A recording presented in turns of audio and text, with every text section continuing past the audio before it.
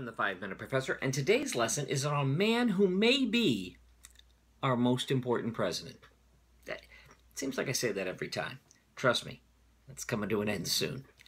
But our smallest president was James Madison. James Madison, the father of the Constitution. The man who changed his opinion about how government should work frequently during his career, but quite possibly saved the Union.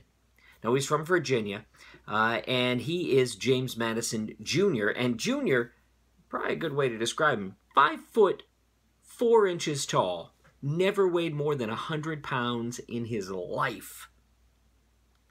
And he would become our 4th president. Now, before being our 4th president, he was instrumental in forming the alliances which allowed for the creation of the Constitution. And he is called both the father of the Constitution and the father of the Bill of Rights. That he did while he was in the young U.S. Congress. He was a member of the House of Representatives, in spite of the fact that Patrick Henry hated this guy.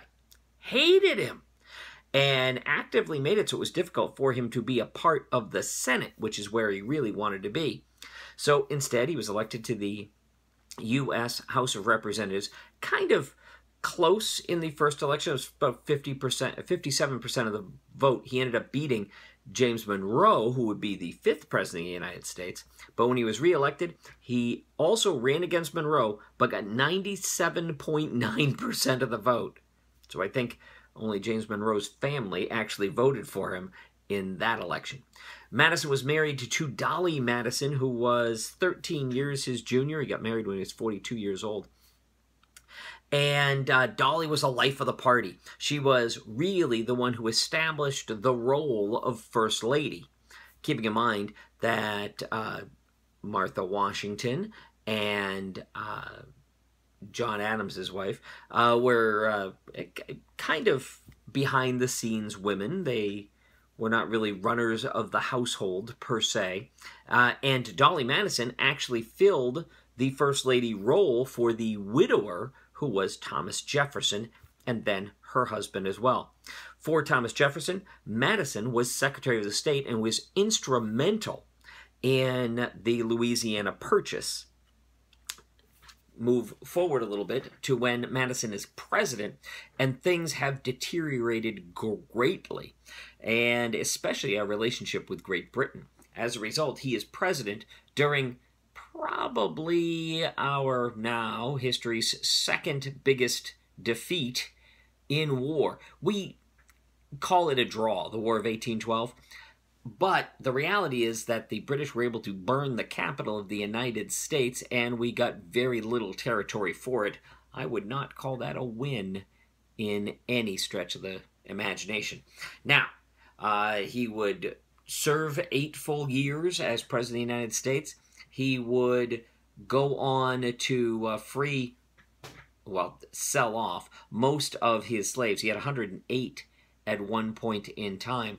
And he held on to all of his notes so they could be sold as part of his legacy to help his wife, who, as we pointed out earlier, was significantly younger than he was, so that she wouldn't have financial problems in her later life. We know about James Madison, in part because he was president during the War of 1812. But how about this?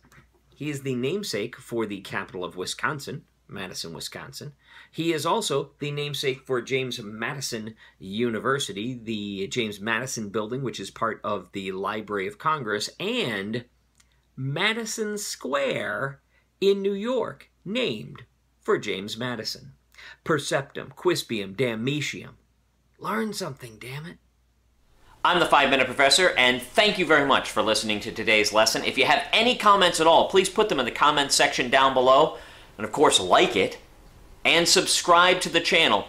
But most important, if you liked it, if you commented, and if you subscribed, tell your friends. Perceptum, quispium, damnatium. Learn something, damn it.